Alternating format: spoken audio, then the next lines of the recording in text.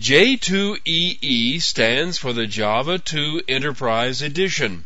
It's not the compiler, although that is part of the download, but instead it's a collection of classes and utilities that you can use to write Java programs that run in and around a server. Actually, you can do more than that, but j2ee has been developed primarily as a builder of utilities for the server side of the Internet link. Now, j2ee is not just a set of utility classes that you can use to build programs, although that's part of it. j2ee also includes some programs that do things like generate class files from your configuration settings and provide a server and a container that holds and runs beans as a remote service.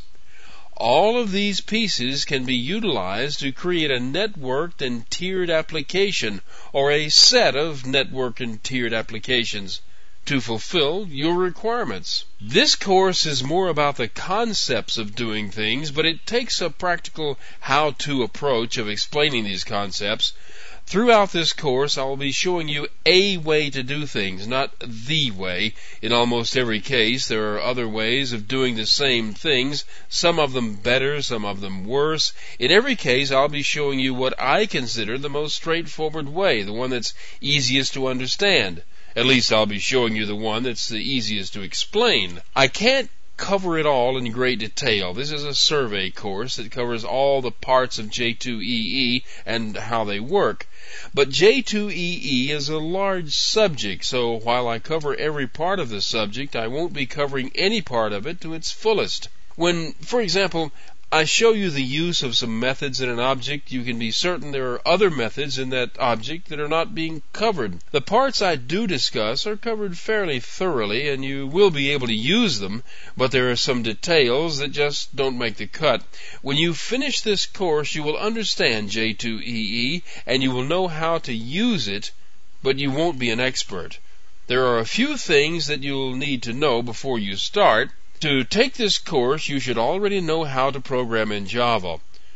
All through this course, the assumption is made that you know how to write Java classes and that you can read and understand Java code. To understand j2ee, you will need to be familiar with the structure of a class, how its data and methods work, and how a class source definition is compiled into a class file.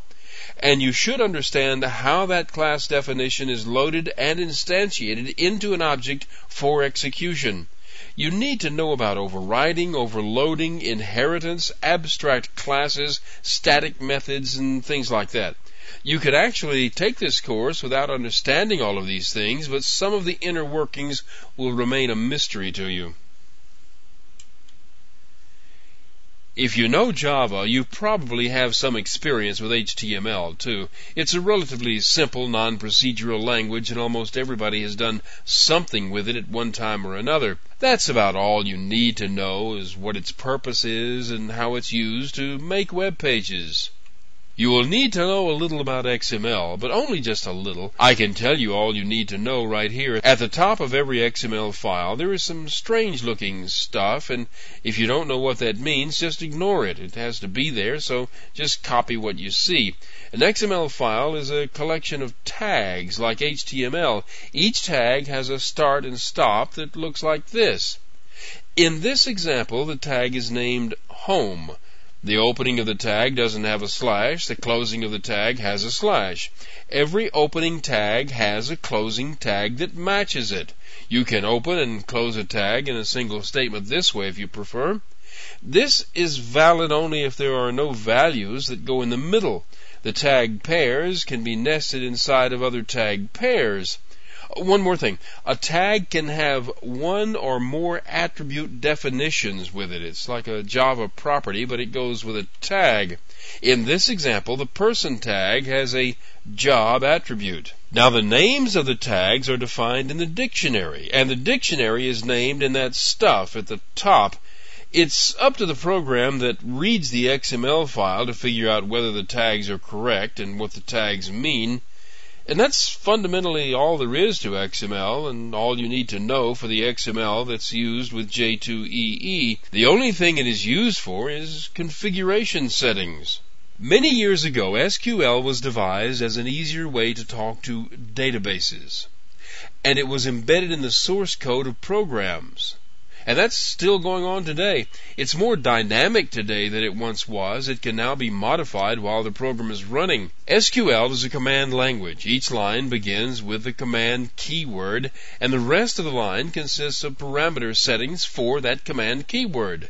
The commands used in this course are generally straightforward, and you can tell by the context exactly what's going on. There are versions of j2ee. Versions 1.2, 1.3, and 1.4 are the currently used versions of j2ee. Included with it is a server that can be used to serve web pages and act as a container of beans as they are remotely executed. This server is known as the reference server and exists as a development tool and as a reference for others to develop actual servers. In the real world of j2ee, you will almost certainly be using a different server from the one here. This course uses only the reference server that comes with j2ee.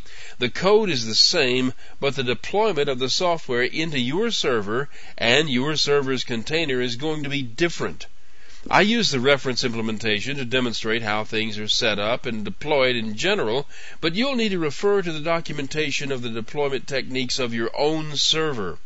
Also, much of the code that is written by hand in this course can be automatically generated by some development systems. This is especially true of the XML configuration files.